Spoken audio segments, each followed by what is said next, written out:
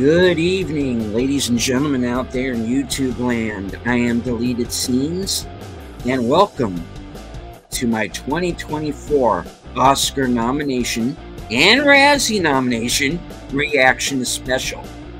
Already in the chat, The View with Drew. We are simulcasting right now on Twitter.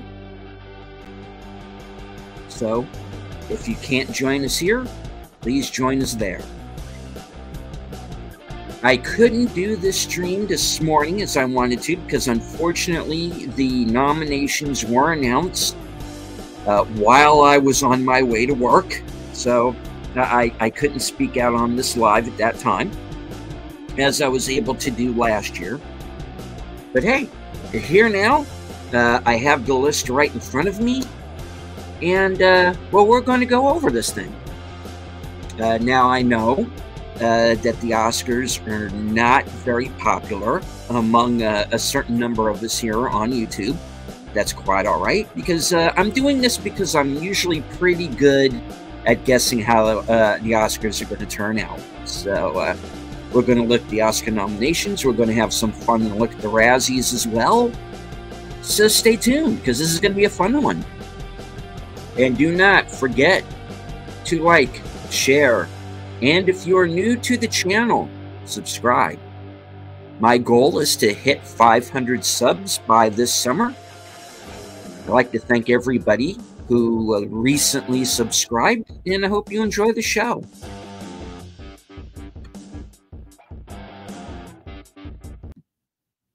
All right. Well, let's get to it. I have the list right here in front of me from Awards Daily. And we're going to start from the bottom of the list, the technicals, and then work up. As of right now, we're going to start with Best Animated Short Film.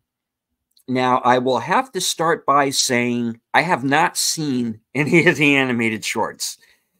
So I'm just going to list them off. And if anybody in the chat has seen them, or anybody who is watching the show on a delay has any opinions on any of the nominations, please sing out. All right. We are going to go to the list. We have for Best Animated Short Film, Letter to a Pig, 95 Senses, Our Uniform, Pachyderm, and War is Over, inspired by the music of John and Yoko. Now, as I have said, I am not familiar with any of these short films, haven't heard of them. If anybody in the chat has seen or has any thoughts on this category, feel free to let me know.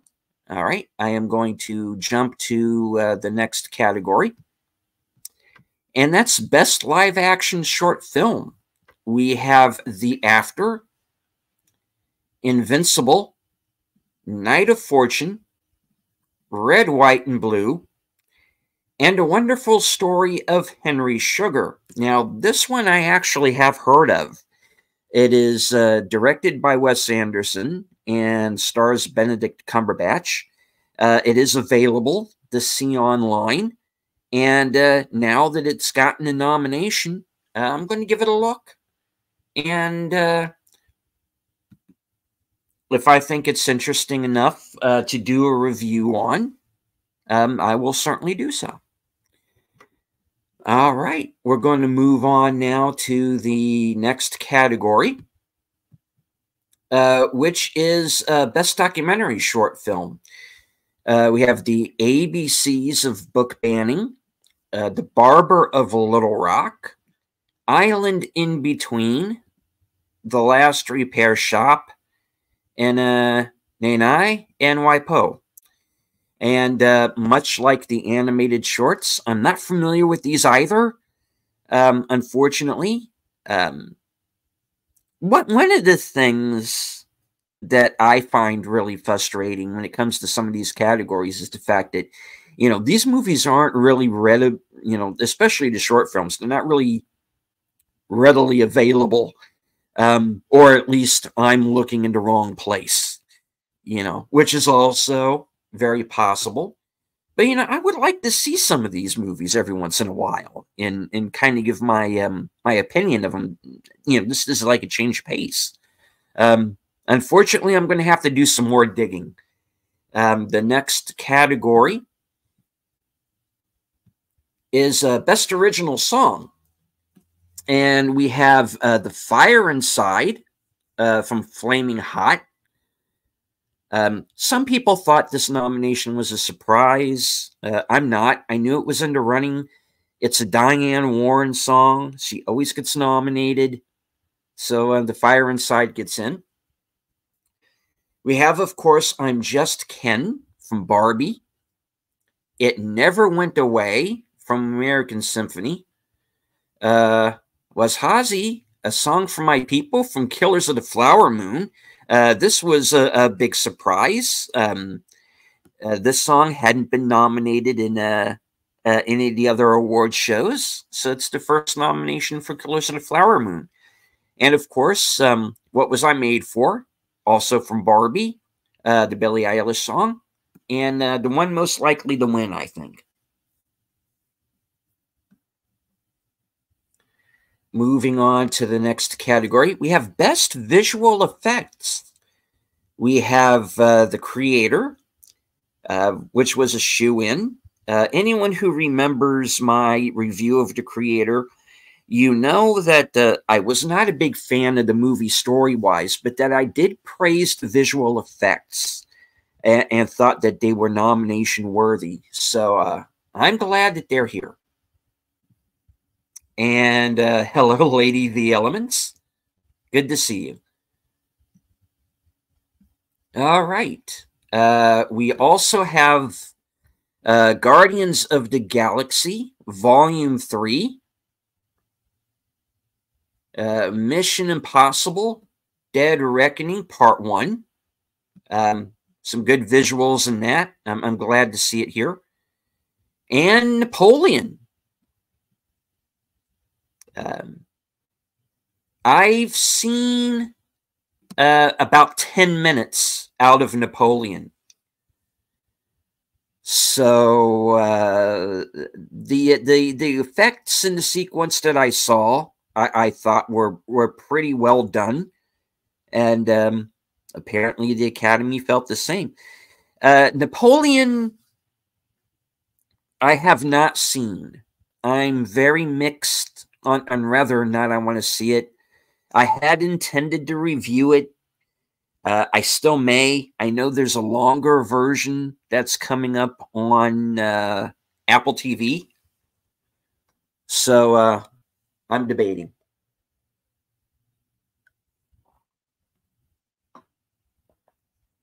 But Napoleon getting nominations, I'm not surprised.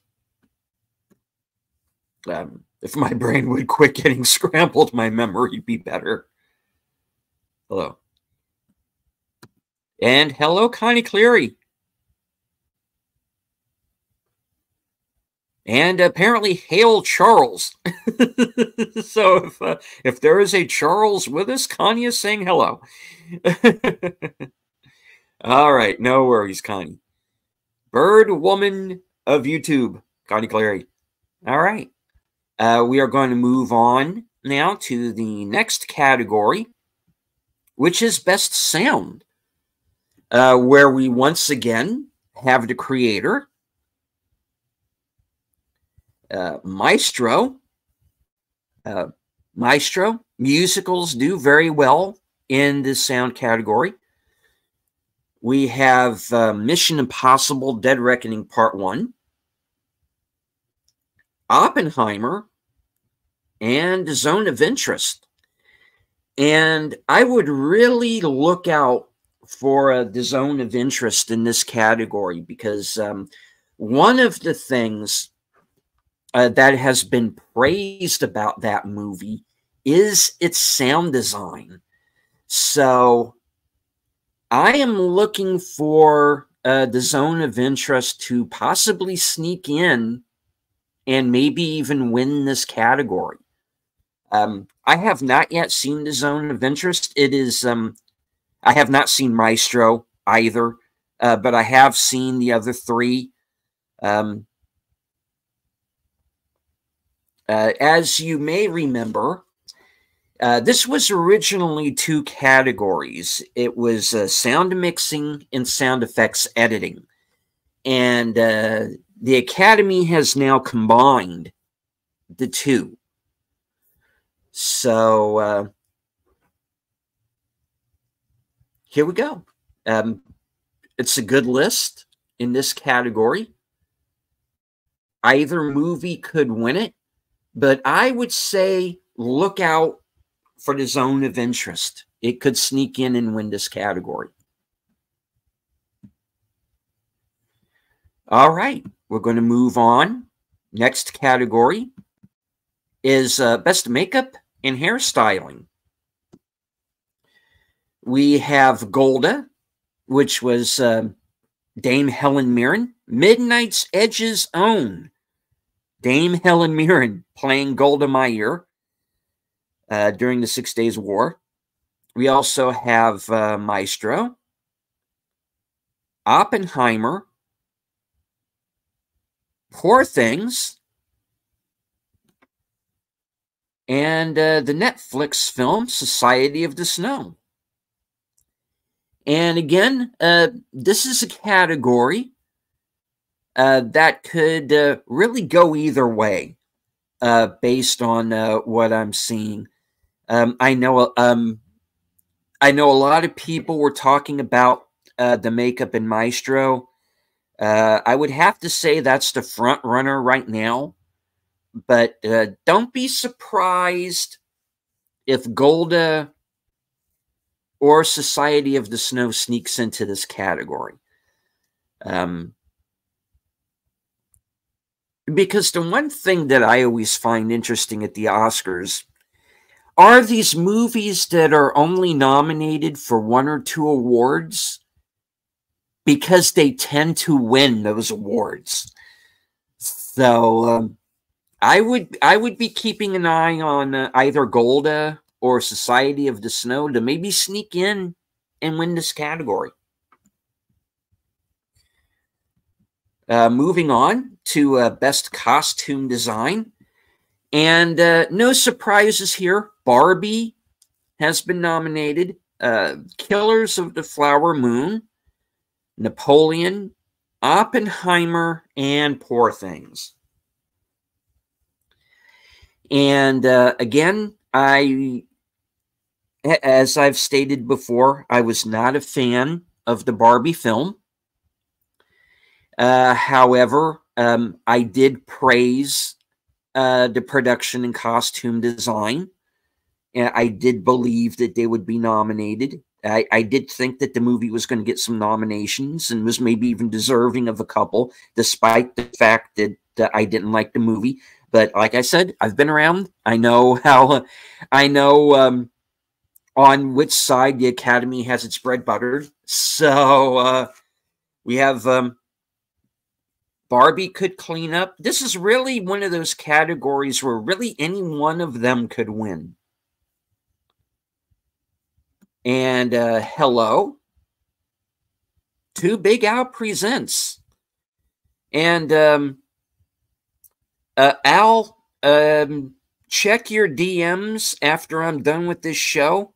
Or hell, I'll just ask you while I'm live with you right now. If you are available to join us for live from Sparkwood and 21 tonight. If you are, let me know, and I'll send you the link. All right. We're going to move on once again to the next category, which is production design. And of course, again, all of the same nominees. Barbie, Killers of the Flower Moon, Napoleon, Oppenheimer, and Poor Things. And I have noticed with the Oscars that production design and costume design tend to kind of interrelate. They tend to be the same.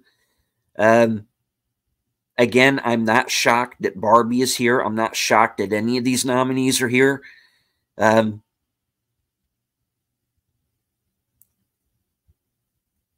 I'm thinking that this is going to be a horse race between Barbie and Poor Things.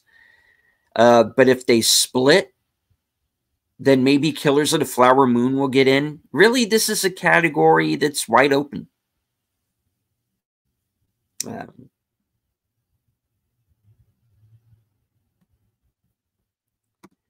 Okay, Al, no problem. But please do watch the show. There's going to be a segment that I think you will be interested in. All right. Moving on. Next category is documentary feature film. And there are some surprises here. Beyond Utopia isn't here, and some of the other documentaries that have been touted throughout the year. Still, the movie about Michael J. Fox and his battle with Parkinson's, not here. So as usual, the Academy has completely screwed up documentary feature. It never fails.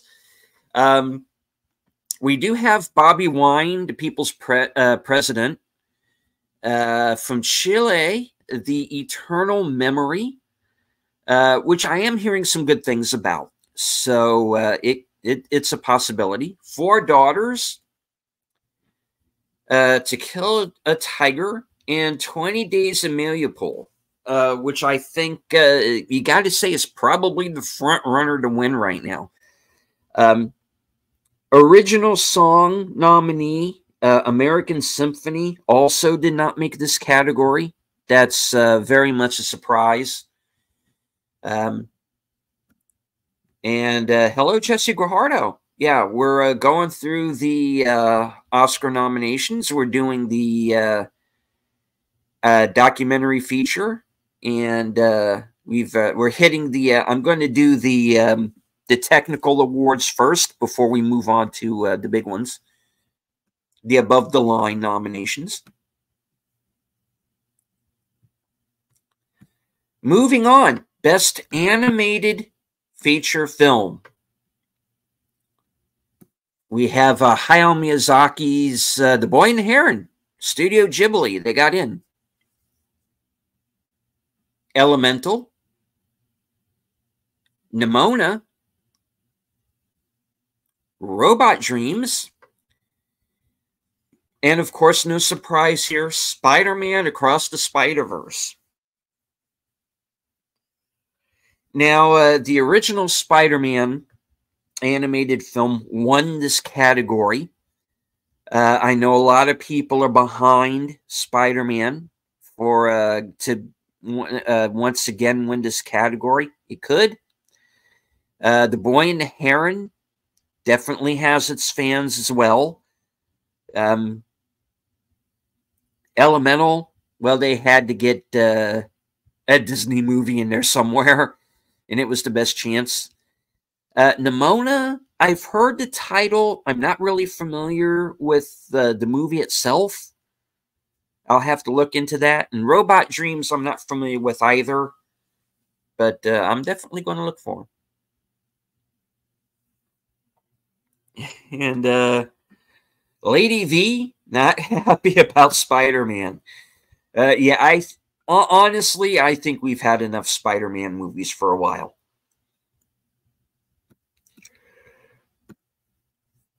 All right. Going to move on quickly now to the next category. We have International Feature Film. We have Lo Capitano from Italy. Perfect Days from Japan, which also did well at the Cannes Film Festival. We have from Spain, Society of the Snow.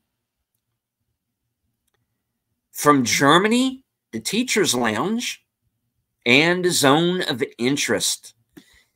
For some people who are wondering why Anatomy of a Fall is not in this category, France did not submit it, so that's why it's not there. Now, aside from the Italian film, I have heard of the other movies. I've heard good things about all of them. Perfect Days did well at the Cannes Film Festival. I'm hearing, I've been hearing a lot of good reviews about The Teacher's Lounge. And also, of course, obviously, Zone of Interest. I think Zone of Interest could win this category. Society of the Snow is also possible. But really, all of them are. Again, you could make a case for all of them. Now, okay, I see you guys in the chat. No Godzilla -1. I'll tell you what happened here. Japan did not submit Godzilla -1 for foreign language film. They submitted the movie Perfect Days. So it's not the matter of the Academy snubbing Godzilla. Japan did not submit it for this award.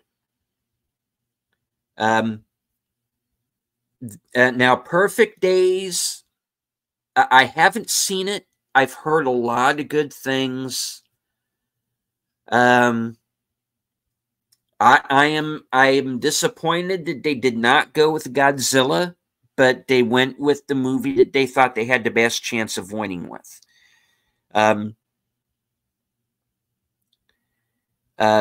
Little spoiler alert for anybody who has not heard the rest of the nominations. Godzilla only got nominated for visual effects. I would like to have seen it get nominated for more awards. It was one of my favorite movies of the year. I am going to be doing a top 10 and 10 worst of 2023 list coming very soon. Probably sometime in the next couple of weeks. He says, I mean for main Best Picture. I would like to have seen it for Best Picture. I really would. I would like to have seen it get more than just the one nomination. But I'm glad that they got. Nominated for visual effects, and I hope it wins. I'm just happy that Godzilla got in for something. I really am. I would like to have seen more love. But the one I'm considering the one nomination a win. They didn't leave it out. It is now Academy Award nominated Godzilla -1. Regardless. That was a mistake on Japan then. Well, you know, it's their choice. I did my Biggie's award show. Yes. Big Al did the Biggies, his personal award show. When you're done here, if you have not yet seen that video, it runs about 20 some odd minutes. Check it out. The perfect day was watching Godzilla -1 on big screen. Yeah, I agree. That was a fun time. That was a fun time.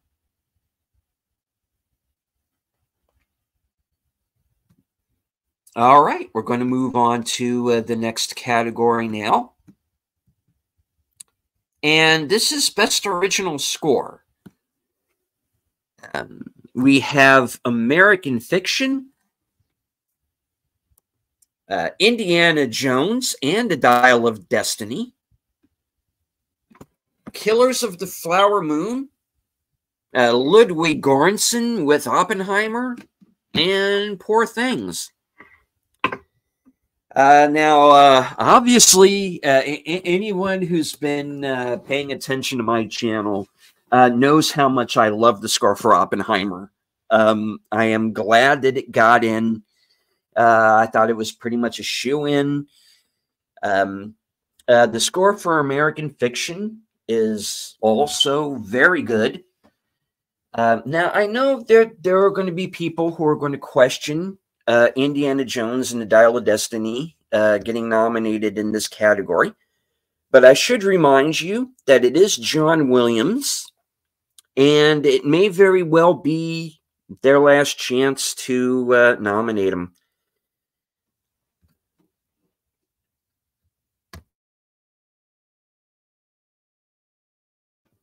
Yeah, so I know, you know, and I feel you. It's not a good movie, but the score, I figured it was going to get a space, just because it's John Williams.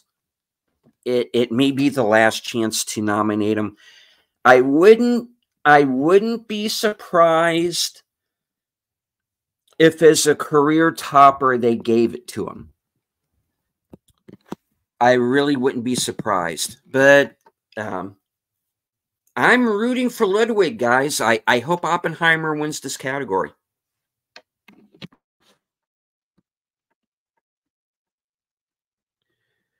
All right. Moving on up. Film editing.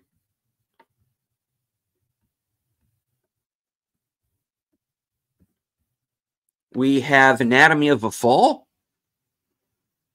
The Holdovers, Killers of the Flower Moon, Oppenheimer, and Poor Things.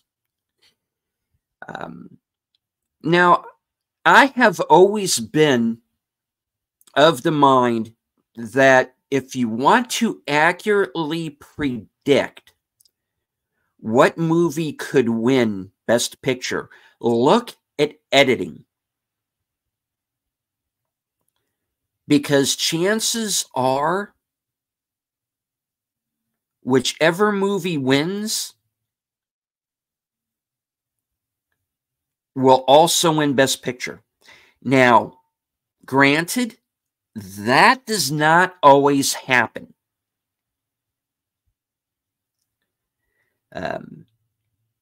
And I could be wrong on this category. But I really do think the 5 movies that are nominated here, any one of them could win this category.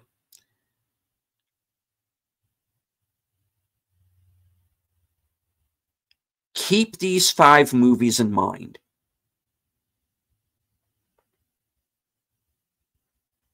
Editing has the tendency to predict which one wins Best Picture. Moving on. All right, we have cinematography. We have a surprise nominee, El Conde. El Conde can currently be found on Netflix. It's a film by Pablo Larraín, and it's a kind of a what-if movie. It's what if Pinochet were a vampire? It's a black and white cinematography. The clips from the movie that I've seen look really good. It's a surprise nominee. People weren't talking about it, but honestly, I'm not surprised that it's here. And that might be a movie worth checking out. If I do, I'll review it on the channel. We, of course, have Killers of the Flower Moon, Maestro, which is also some black and white cinematography, and Oppenheimer, of course, and Poor Things. And again, this is a really strong category, folks. This is one that again, honestly could go either way. We really do have some horse races this year. I think the Academy is going to spread the wealth. I would be very surprised if any movie gets more than 5 Oscars this year. I'll be really surprised. Again, I could be wrong. I'm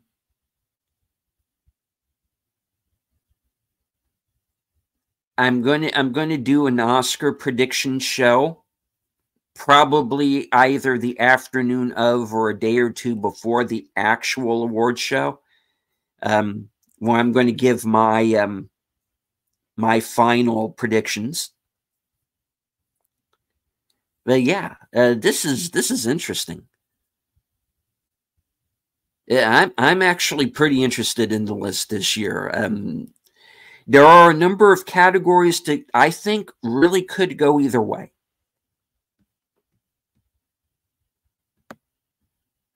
Moving on now to one of my favorite categories, and that's Best Original Screenplay.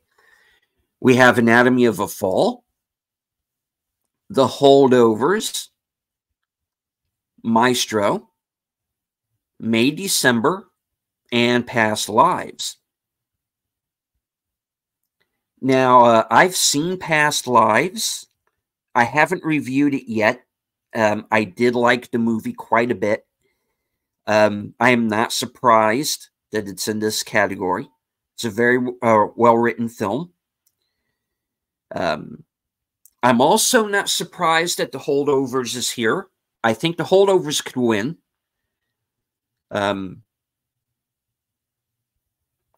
Maestro is here. One of 3 nominations for Bradley Cooper this year. They do love to nominate him. Anatomy of a Fall, again, not a surprise. A very dialogue-heavy movie.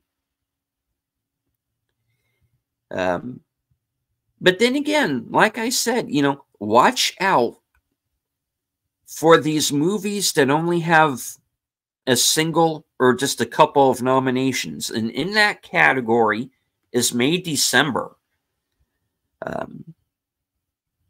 I'm actually sort of surprised it didn't get more nominations than it did. But it got in for screenplay. It could sneak in and be the spoiler and win this category. All right, moving on to Adapted Screenplay. And I am really happy to see this movie on the list. We have American Fiction. Cord Jefferson getting his first nomination. He directed the movie as well. Great script. I'm really glad it's here. I thought he had a better chance at getting in for screenplay than director. I'm glad that he got in. Great script. Very well done. Again, not a surprise. Barbie, Greta Gerwig and Noah Baumbach. We, of course, have Christopher Nolan for Oppenheimer. Tony McNamara for Poor Things, and Jonathan Glazer for Zone of Interest. I'm going to go out on a limb right now and say Nolan gets this category. Again, a category that could go either way. A lot of people liked Barbie.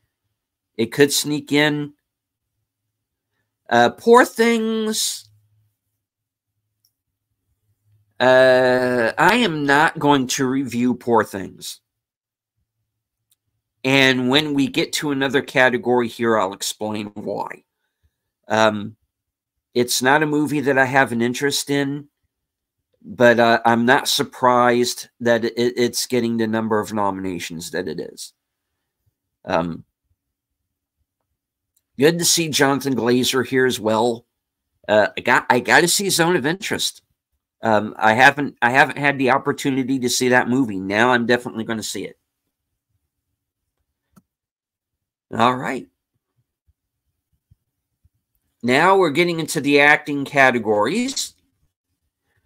We have a very nice surprise. We have Sterling K. Brown here for American Fiction. I'm familiar with him from Person of Interest. He was in season 2.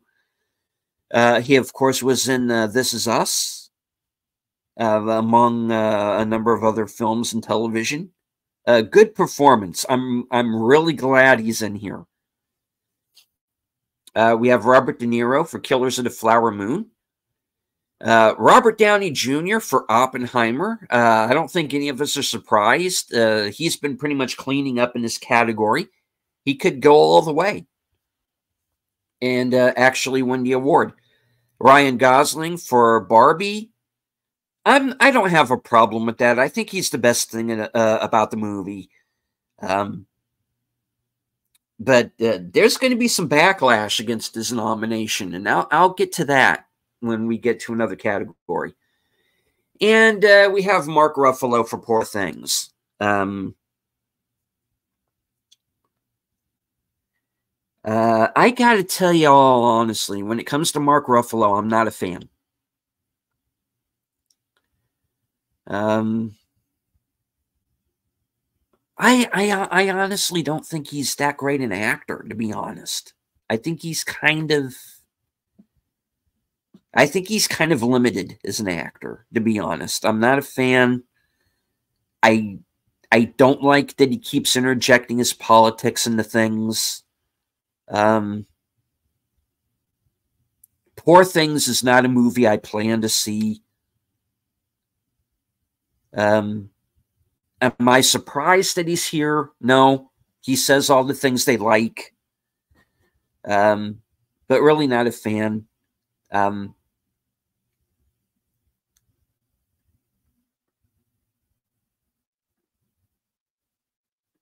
have not seen Killers of the Flower Moon. I don't know if we're getting old school De Niro in this or if we're getting like Dirty Grandpa Robert De Niro in this, you know. Which Robert De Niro are we dealing with here? You know, I don't know. Let me go to the chat. I do not want to.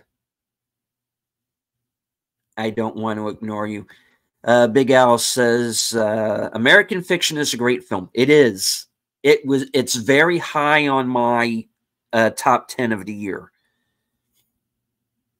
I don't want to give away exactly where it's placed until I do my top 10 video, but that is coming very soon, and American Fiction is going to be on it.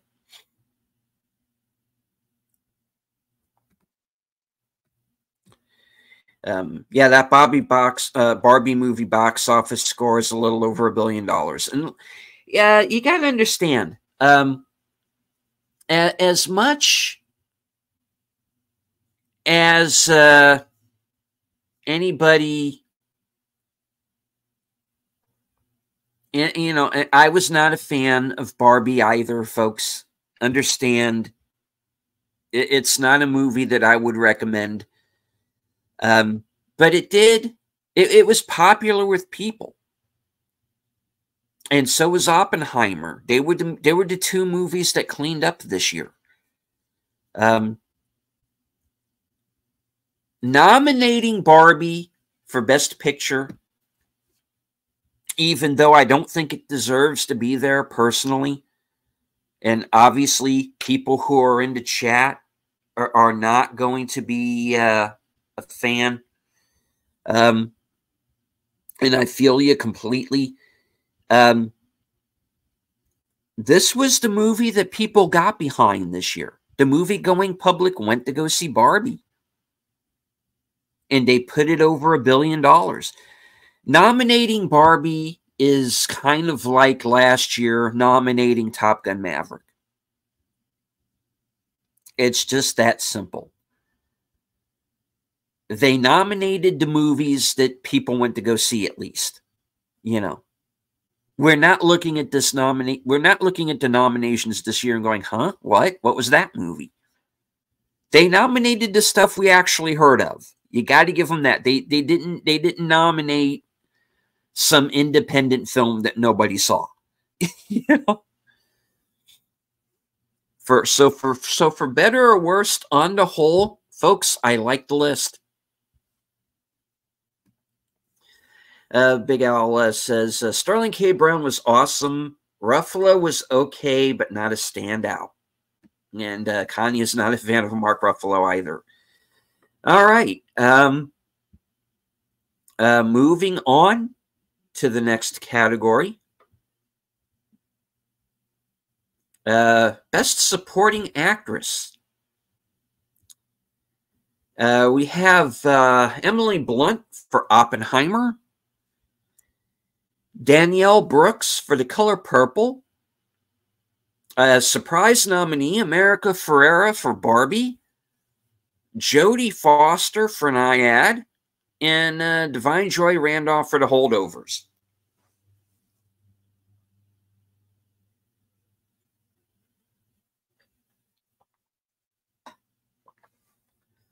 Alrighty. Sorry, take a little drink here. All right. First things first, I am not surprised that Divine Joy Randolph got nominated. She has won in this category pretty much at every awards event so far this year. You got to say that she's the front runner. She's probably going to win. Big Al in the chat is rooting for her. I have not yet seen The Holdovers. I am hoping to do that this week. It is on Peacock. It is available to see. So that's how I'm gonna watch it. I'm gonna watch it on Peacock and review it. We also have Emily Blunt. I know some people were not happy with her nomination. I'm fine with it.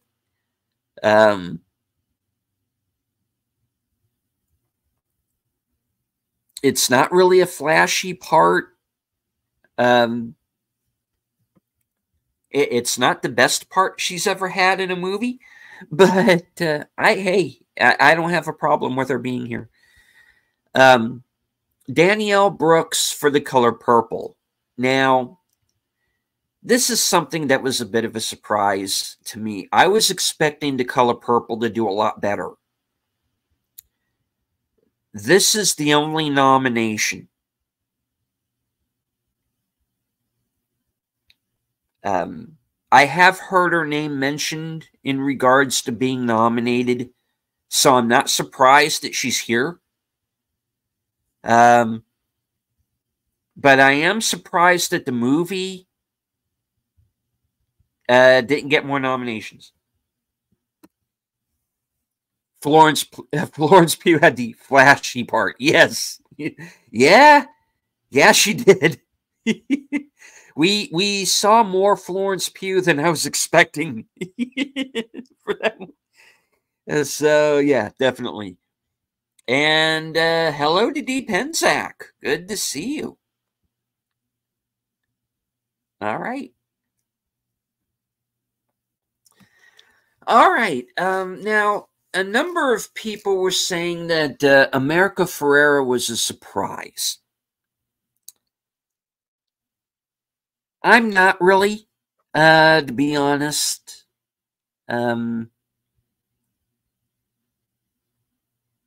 What's the one thing that everybody remembers about Barbie? They remember her speech.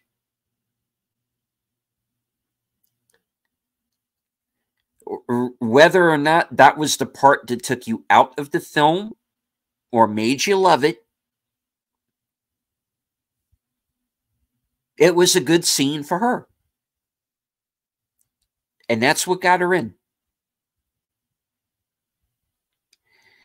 Now here is the nomination that I am really happy about, and that's Jodie Foster for Nyad. She pretty much steals the movie. I've seen Nyad. I like it quite a bit. I haven't done a review yet. I might rewatch it and do a review.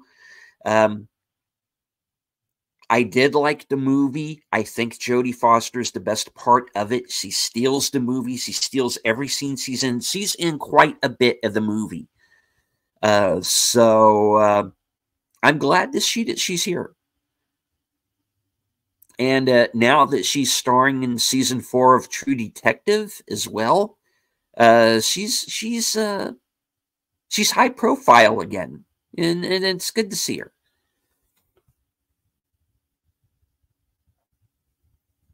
You know, I think Divine Joy Randolph is going to win, but if there was a spoiler in this category, Jodie Foster for me. All right. She usually plays great roles. Yes, she does. And folks, check Nyad out. Give it a look. If for nothing else, then see it for her. All right, moving on to okay. We did supporting actor already. Sorry. We're going to move on to best actor now. We have not yet. We have Bradley Cooper for Maestro, Coleman Domingo for Rustin, Paul Giamatti for The Holdovers, Cillian Murphy for Oppenheimer, and Jeffrey Wright for American Fiction. All right, all in all, a good list. Again, I'm not surprised. And hello, Emotionally Unstable Amphibian. Good to see you, sir. All right. Like I said, not really surprised by this list. However, this does lead to a promise that I made. I did say that if Coleman Domingo got in for Rustin, that I would review the movie.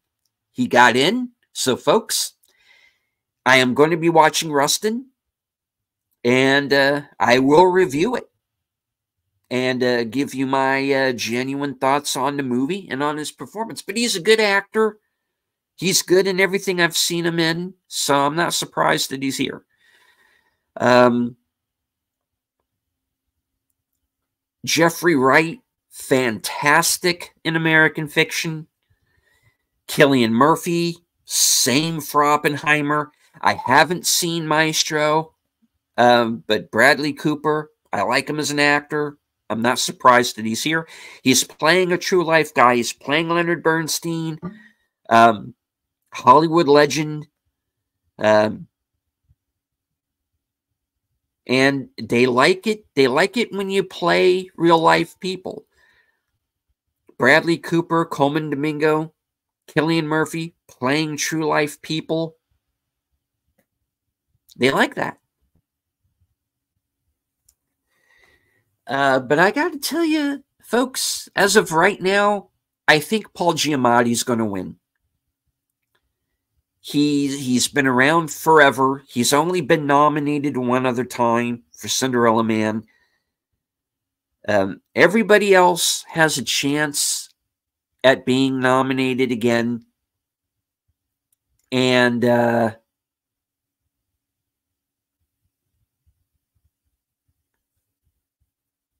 I think it's his year.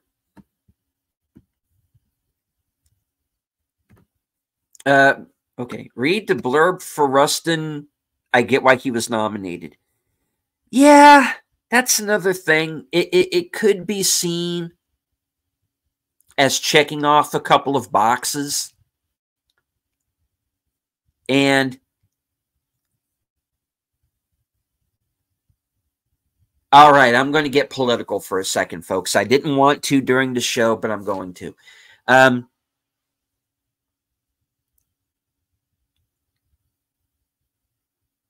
There's some DIE, DIEDEY, whatever the initials are, DEI, in this list. It's a pretty diverse list.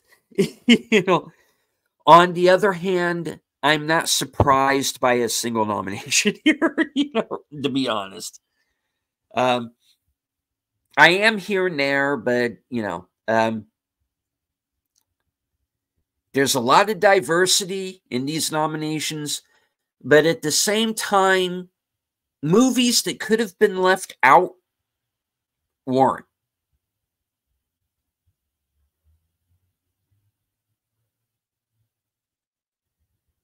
So the diversity is there, folks, but at the same time, it's really not. They hit it well.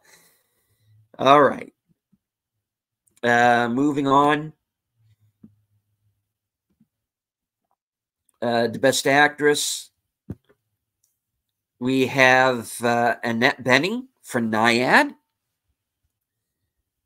Lily Gladstone for Killers of the Flower Moon. Sandra Hüller for Anatomy of a Fall. Carey Mulligan for Maestro. And Emma Stone for Poor Things. Who's missing?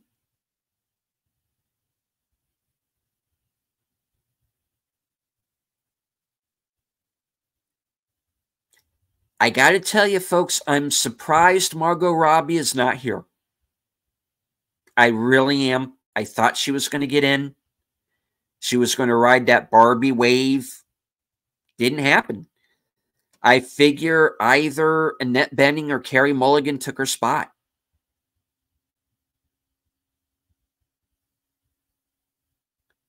So that's a snub I'm really surprised by. I am honestly surprised that Margot Robbie is not here. I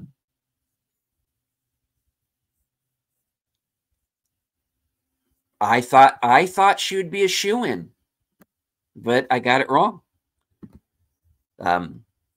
Big Al's rooting for Emma Stone. Fair enough.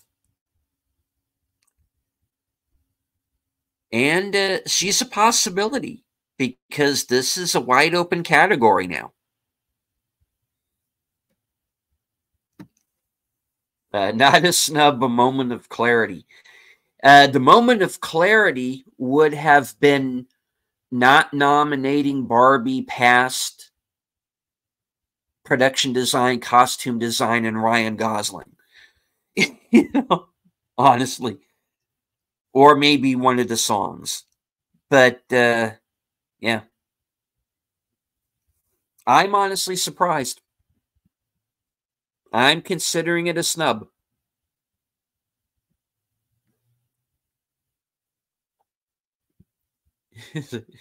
The moment passed fast. Yeah, it did. Barbie got 8 nominations in all. And we're going to see it in one other category, of course, before we move on. Connie says that she's not a fan of that list of actresses. Who would you have preferred to see?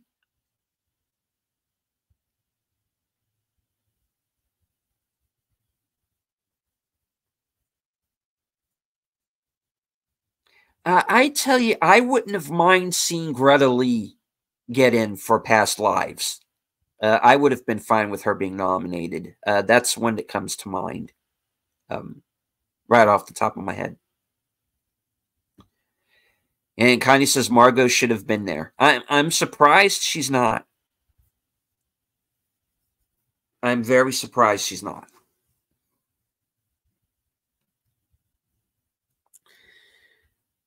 But moving on.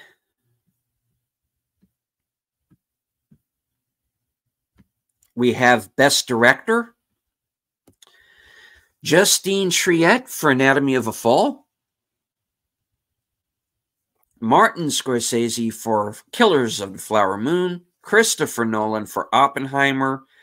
Yorgos Lanthimos for Poor Things. And Jonathan Glazer for The Zone of Interest. And here's another surprise. No Greta Gerwig.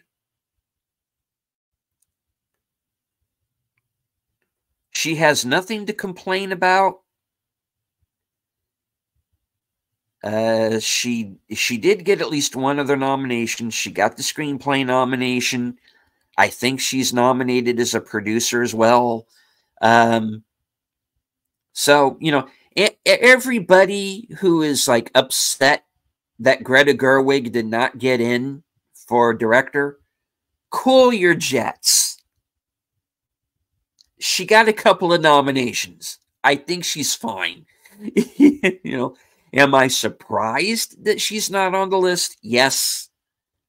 But again, I'm not surprised by the list that we got. And I'm definitely going to have to see Anatomy of a Fall and Zone of Interest for sure now.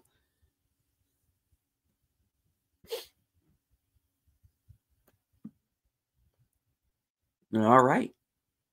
And moving on to the big one, to Best Picture.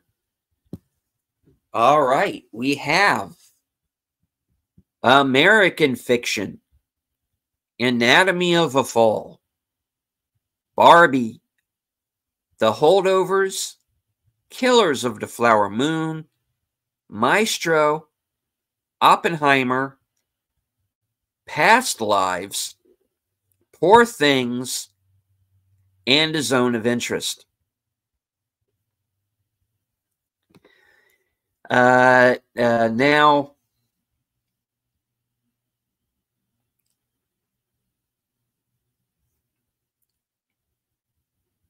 I did an episode of my show, Unscripted, entitled The Race Is On. And I did this back when the Critics Awards were beginning to be made public. And if I remember correctly, I pretty much guessed that all of these movies would get in for Best Picture. The only one that I don't believe I had in there was Zone of Interest. I think I had that as an alternate. And I'm not 100% if I had Anatomy of a Fall in there. But honestly, I am not surprised by any of these.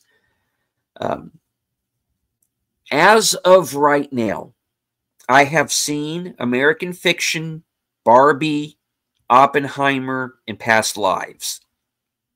I haven't seen the rest. But you got to say that Oppenheimer is the front runner. It did get the most nominations. I think Killers of the Flower Moon and Poor Things had the next most. Like I said, Barbie got 8. All of these movies did pretty well nominations-wise. The only exception is Past Lives. Now, Past Lives got the original screenplay and now picture. So it's the only one that has 2. The rest have multiple nominations.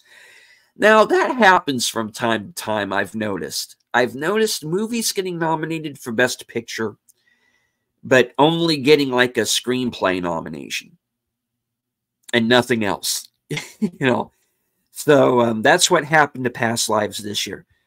Selma got nominated for Best Picture and only had like a Best Song a nomination, which it won. But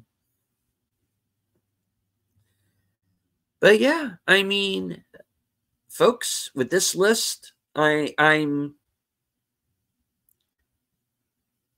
not surprised by too much. I think the 2 biggest surprise snubs, in my opinion, are the fact that Greta Gerwig didn't get in for director, or that Margot Robbie didn't get in for lead actress. I am very surprised that didn't happen. I'm surprised. I'm surprised May, December didn't get more nominations. A lot of people were talking up Charles Melton's performance. I thought he was going to get in. I thought Dominic Sessa for The Holdovers was a possibility. Not here. El Conde getting in for cinematography. Nobody was talking about it. So that was a surprise nomination. No one was talking about America Ferrera before the Oscars. So she's a surprise. I'm not really surprised, but really, she could have gone either way. But like I said, that speech that she gives, that's the part that everybody remembers from the movie. That was a non-Ken moment. And hello to the toxic gunslinger himself, Jedi Bill. Good to see you, sir. D-Pen Sack said there was some talk of The Boys in the Boat getting nominations too, but didn't. I think what happened to The Boys in the Boat was I've seen the movie. I liked it. I gave it a 3.5 out of 5.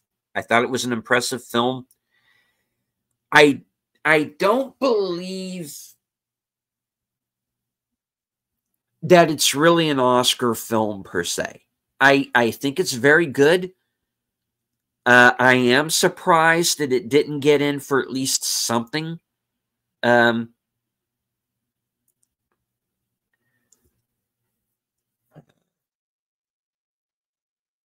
thought it was maybe going to get like a production design or maybe even sneak in for visual effects, and there are some really good special effects in that movie.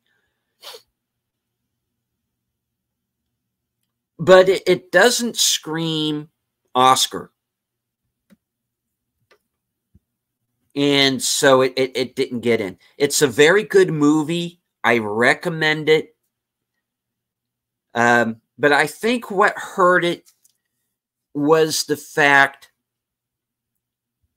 that it came out while the actors' strike was starting to wrap up. And it didn't get the advertising that it really needed. It didn't get out there. And no one went to go see it.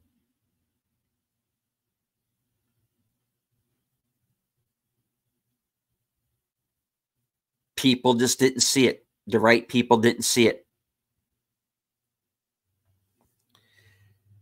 So yeah, I'm disappointed by that. As I said earlier, I would like to have seen Godzilla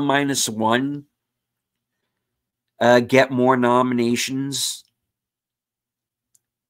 But hey, I'm glad it got that visual effects nomination. It deserves it. I think it should win. But we'll see.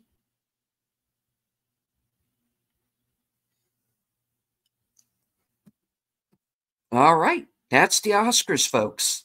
Like I said, I'm going to be doing a final Oscar prediction show, either the day of or a couple of days before the actual awards show itself. So stay tuned for that. Now, there were another batch of nominations that came out yesterday.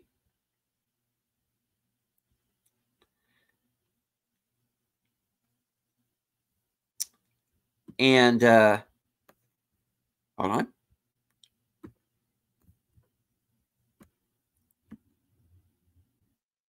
And I'm going to share the screen here.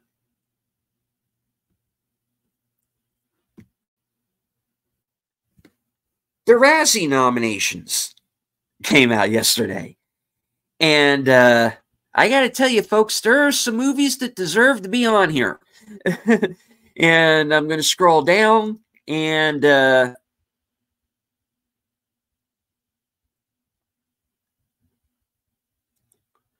we are going to move on to Worst Screenplay, where we have The Exorcist Believer, Expendables 4, Indiana Jones and the Dial of Can I Go Home Now?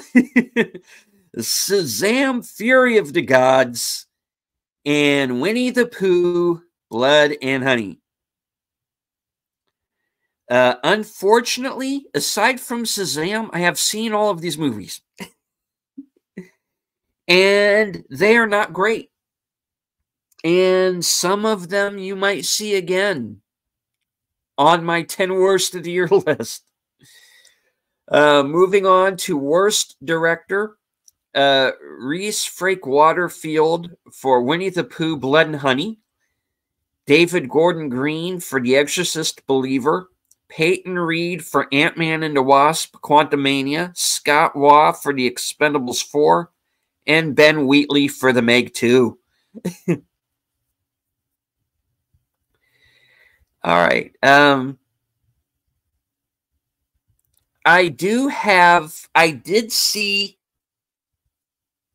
like I said, I did see Winnie the Pooh, Blood and Honey. I haven't reviewed it yet. I'm going to, and I have some interesting things to say about it. But, yeah, not surprised that it's here. Moving on. Worst prequel, remake, ripoff, or sequel. Ant-Man and the Wasp, Quantumania, The Exorcist Believer, Expendables 4, Indiana Jones and the Dial of Still Beating a Dead Horse, and Winnie the Pooh, Blood and Honey. Is it spicy? Yes, my review of Winnie the Pooh, Blood and Honey is going to be spicy, but not for the reasons that you might think. All right.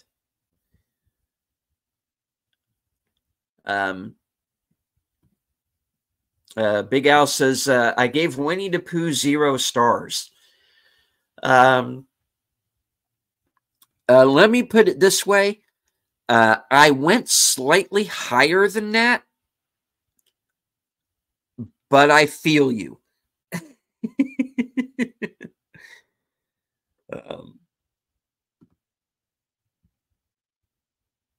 Oh, that's a different Blood and Honey, I was thinking. Yeah. I'm with you on that, Big Al. Okay. All right. Moving on up. Worst screen couple. Any two merciless mercenaries in The Expendables 4. Any two money-grubbing investors who donated to the $400 million for remake rights to The Exorcist. Ana de Armas and Chris Evans, who flunked screen chemistry and ghosted.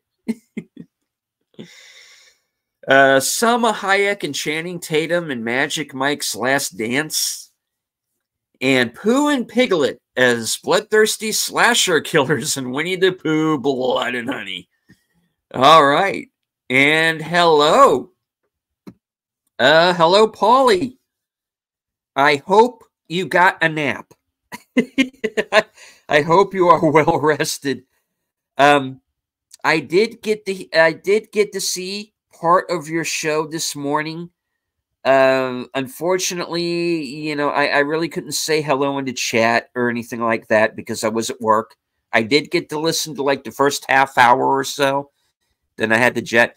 Paulie did his reaction to the nominations live. So please, if you did not see it this morning, please give it a look.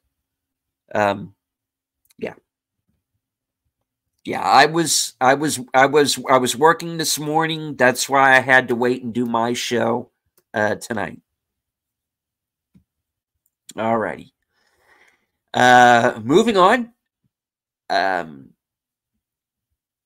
We have worst supporting actor. Michael Douglas for Ant-Man and the Wasp: Quantumania. Mel Gibson for Confidential Informant. I have not heard of this movie. Now, if they were trying to say The Continental or something, I don't know. I do not know what Confidential Informant is. Has somebody heard of this movie? Somebody please tell me. It's got Mel in it. I'll see it. But I don't know. Bill Murray for Ant-Man and the Wasp: Quantumania. Franco Nero is the Pope in the Pope's Exorcist.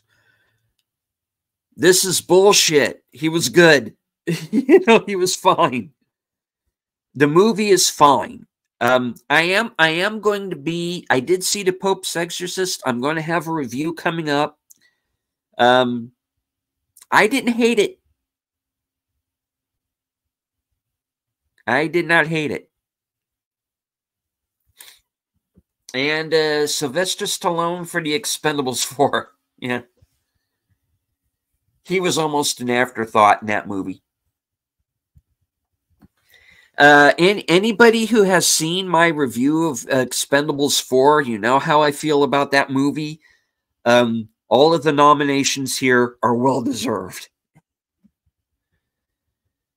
All right, moving up to Worst Supporting Actress. Connie Cleary agrees with me. He was good in that. I like The Pope's Exorcist. Okay.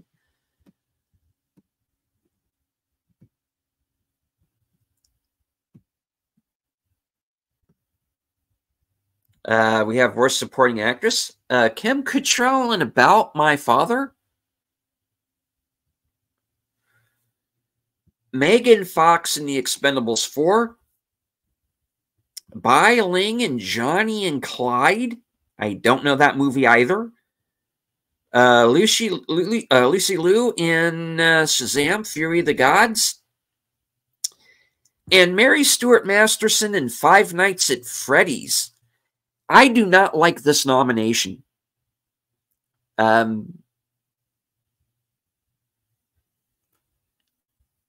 My problem, she was not my problem with that movie. I like that movie. My problem was the way her character was written, not the performance. And there's a certain point where the movie kind of forgets about her too, which I didn't like. Mary Stuart Masterson should not be on this list, folks.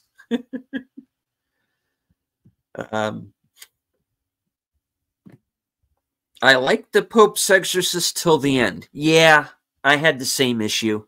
I was digging it. 2/3. I dug the first 2/3 of it, and then it kind of crapped the bed at the end. Yeah. Megan Fox hasn't overdosed yet? No. Surprisingly, no, she is not. All right. That she is terrible in Expendables 4. I don't know why she's there.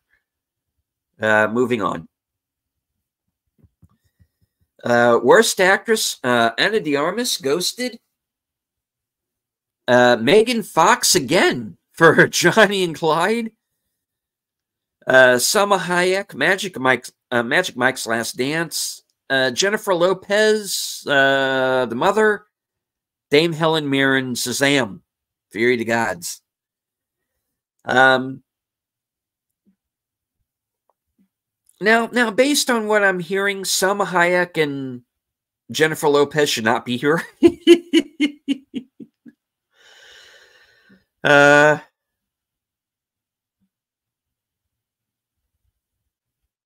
But, I haven't seen any of these movies. Johnny and Clyde, I haven't even heard of. So, again, I can't really speak to any of them. All right, worst actor. Russell Crowe for The Pope's Exorcist. Again, I call bullshit. He's good in the movie. Like I said, the movie is just so. He does not deserve to be there. Vin Diesel, Fast X. Chris Evans, Ghosted. Jason Statham, Meg 2. And Jon Voight in Mercy. I do not know what Mercy is. Again, another movie I have not heard of. But the lefties don't like him, so they're going to put him in for anything he does. Jason Statham for the Meg 2. I don't know. He just kind of plays himself. I wouldn't have put him here necessarily. All right. And moving up to Worst Picture. The Exorcist Believer. Expendables 4. Meg 2. Shazam! Fury of the Gods. And Winnie the Pooh, Blood and Honey. All right. Well, there we go, folks. That's the Oscar nominations and the Razzies.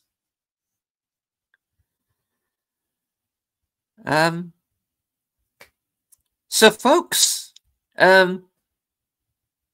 any surprises? Anything you're rooting for, not rooting for? I just hope you enjoyed the show. Like I said, I did an Oscar reactions live stream last year, but I did them live as the show was going on. Unfortunately, I couldn't do that again this year because I had to work. So you're getting this show instead. But in this case, I'm able to do the Razzies as well. And I thought you would have some fun seeing the nominations there. You enjoyed the show. Thank you. And Lady V did. Dial of Destiny, not... Yeah! Dial of Destiny did not get nominated for any Razzies, folks. I'm really surprised. Yeah.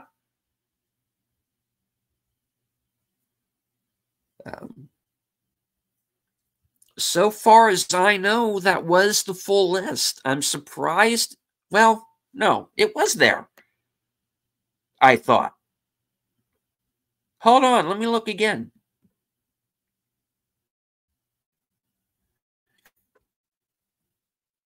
Let me look. Holy smokes.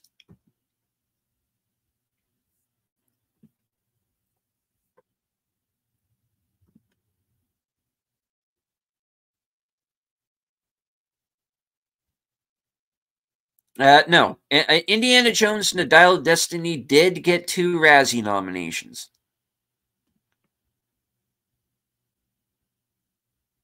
So yeah, it was in there.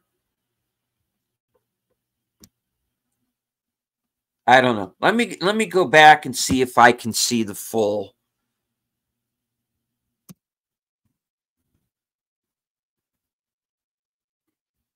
Razzies 2024. All right, let's see what this does. Bear with me, folks.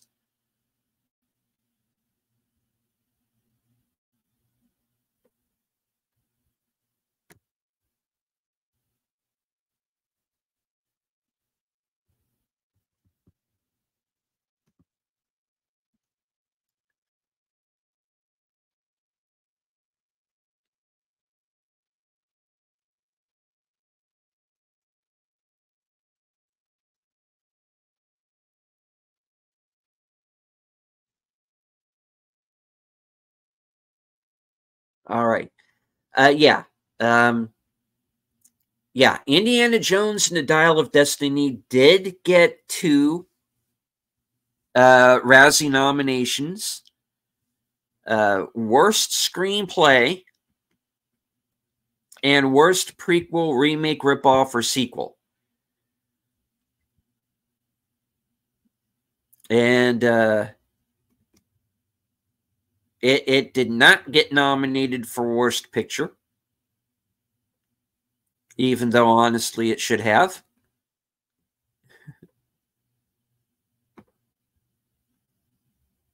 Should have gotten more. I agree. Jedi Bill is recommending Love and Monsters. Yeah. Love and Monsters was a movie from a few years ago. It's now on Netflix. Snagged an Oscar for its visual effects. I have heard good things. It was made by the same guy who did No One Can Save You this year. So yeah, check that movie out. I understand it's a good one. All right. Well, ladies and gentlemen, that is the show. I want to thank Big Al Presents, Lady V Elements, Connie Cleary, Jedi Bill, the Latino Slant. Let me see. Who else did we have in the chat? D. Penzac.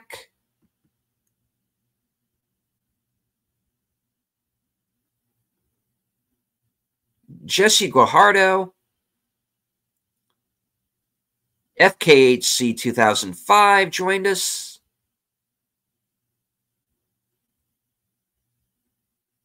And a View with Drew. I'd like to thank all of you for being here in the chat, for watching the show. Everybody who is watching the simulcast on Twitter, I can't see you, but I know you're there. And everyone who watches the replay. If you think, if there are any snubs that you're upset about, if you have any surprises, if you have any theories for who might win, let me know in the comments.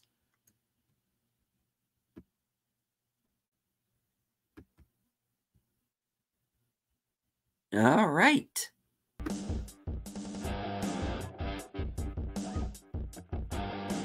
Join me later on tonight for Live from Sparkwood in 21, which will be starting in just over an hour. Joining me once again, Last Call with Troy Pacelli, Netters Network, and Aged Boomer. We are going to be watching episode 4 of season 2, Twin Peaks. Plus, there will be a surprise unboxing live on the air. Yes, Jedi Bill, 8:30, 1 hour from now, live from Sparkwood in 21. And easy with the ropes there, sister. A little early yet. All right. Thank you all for being here. Please hit the like, share out the stream, and if you are new to the channel, please subscribe. My goal is to hit 500 subscribers by this summer. From HQ, good night, take care, stay strong, because this is how we win. And I'll see you in the trees.